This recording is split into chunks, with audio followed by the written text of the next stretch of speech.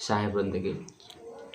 ये आज का नितांत आवश्यक प्रश्न आपने पूछा है कि माता पिता का जो अवस्था है, बच्चों के साथ जो संबंध है, बच्चा को पैदा करके जितना लगानी के साथ, जितना मेहनत के साथ लोग बच्चा को तैयार करने में लगे हैं,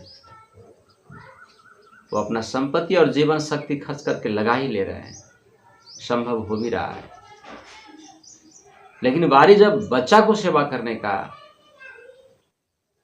अवसर मिलता है, उसका बारी जब आती है तो लोग पीछे हट जाते हैं। पीछे हटते नहीं हैं,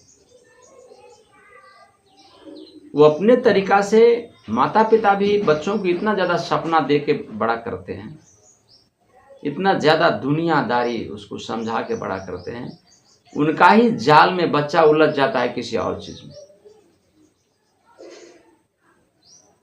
ये खास करके जिंदगी का कम ज्ञान होने वाले लोग संपूर्ण जीवन का प्लानिंग करके नहीं बोलते, किसी एक चीज के लिए उस सारा एनर्जी लगाते हैं।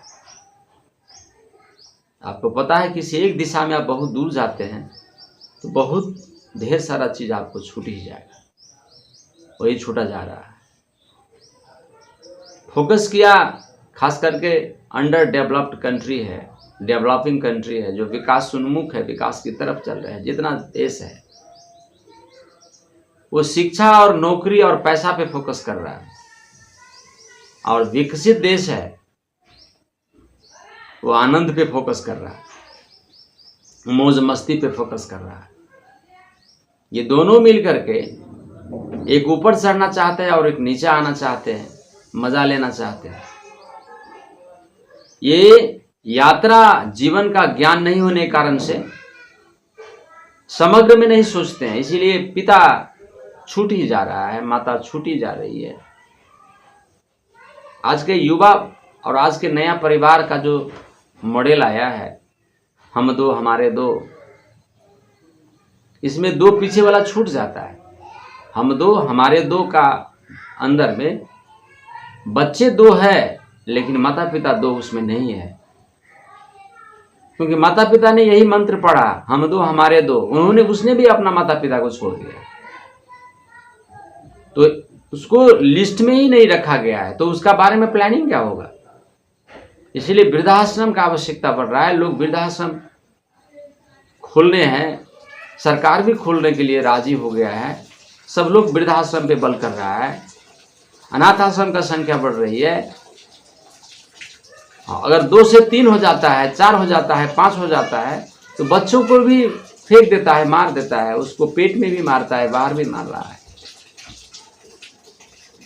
तो दरअसल समस्या क्या है कि हम दो हमारे दो का जो मॉडल आया है अभी समाज में, ये बहुत बड़ा समस्या है। दो के दो 4 है, पति पत्नी और 2 बच्चा। इसे अगर ज्यादा बच्चा हो गया तो फेंक देगा, मार देगा, और उसमें माता पिता का लिस्ट है ही नहीं, क्योंकि 6 है, उसने भी अपना माता पिता का प्लानिंग नहीं किया, दोनों ने छोड़ दिया। परिणाम ये हो के आ गया कि माता पिता का लिस्ट किसी के पास में है ही नहीं। अगर लिस्ट है तो बच्चा का लिस्ट है। हर एक व्यक्ति का जो डायग्राम है, बजट का जो मैनेजमेंट है, उसमें माता पिता है ही नहीं किसी के पास में। जिसने उनको पैदा किया, जिसने उन पे लगान किया, वो भी फोकस किया बच्चों के तरफ, बच्चों को बढ़ा लो, बच्चों को बढ़ा लो, लेकिन वृद्ध का कहीं प्लान ही नहीं है उसके अंदर। तो दुर्भाग्य बस वृद्ध आदमी छूटा जा रहा है, तो तकलीफ तो होगी। तो वृद्ध आश्रम खुलेंगे, अनाथ आश्रम खुलेंगे, ये खुलता जाएगा। ये विकृति है, ये विकास नहीं है, ये दुर्भाग्यपूर्ण है। वृद्धाश्रम बनना और अनाथ आश्रम बनना, ये दोनों समाज के लिए एक अनावश्यक बोझ है, इसका कोई जरूरी नहीं है। क्योंकि जिसने पैदा किया उसको समझदारी होनी चाहिए, और जिसने नहीं किया और जिसने पैदा करके माता पिता को छोड़ दिया, भी बहुत बड़ी मजबूरी है। इस बीच में इसी होकर के एक समस्या का रूप धारण कर लिया है, और उसके कारण से समाज बहुत विकृति के चपेट में है। इसीलिए माता पिता को दुख है, और 2 से ज्यादा बच्चा है उसको भी दुख है। तो मैं यही आपसे आग्रह करूंगा कि आप सभी मिल करके ये 2 नहीं, ये 6 का बनाइए, और 6 भी नहीं बनाइए, आप अच्छा बनाइए, एक ही का जरूरत है, एक ही रखिए, लेकिन माता पिता को नहीं छोड़िए। बच्चा आपकी मर्जी है, लेकिन माता पिता आपका मर्जी नहीं है। उसके कारण से आप आए हैं, जरूरत है उनको नहीं छोड़ना है। बच्चा आप 2 करे, 3 करे, 4 करे, 1 करे, इसमें आपकी मर्जी चलेगी, लेकिन माता पिता कहाँ रख दोगे? ये तो आपका ऋण है, इसको तो आपको झेलना पड़ेगा, इसको समाधाना पड़ेगा। झेलना क्या, आप उसने आपको झेला है तो आप झेलो। आपने उसको आपको पैदा करने में जितना लगान किया है, उसको तो कम से कम ऋण तो सधाओ। ये बैंक का तुम्हारा ऋण है भाई।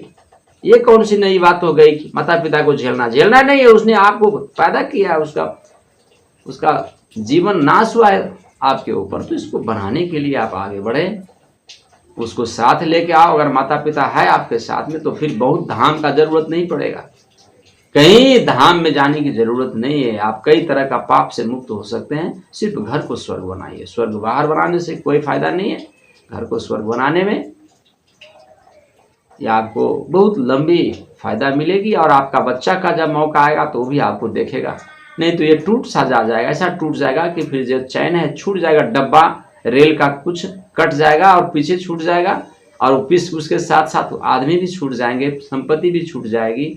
तो ये तकलीफ होगा, तकलीफ नहीं होगा, बहुत बड़ी क्षति आपको इसको पूर्ति नहीं कर सकते हैं। तो मेरा आग्रह है कि ये प्लानिंग करने वाले माता पिता सहित का प्लानिंग करें, समाज सहित का प्लानिंग करें, देश दुनिया और प्रेम का सहित प्लानिंग करें। प्लान में बेईमानी नहीं करें, बचने के प्रयास नहीं करें, समाधान निकालें, इसकी आवश्यकता है। साहब।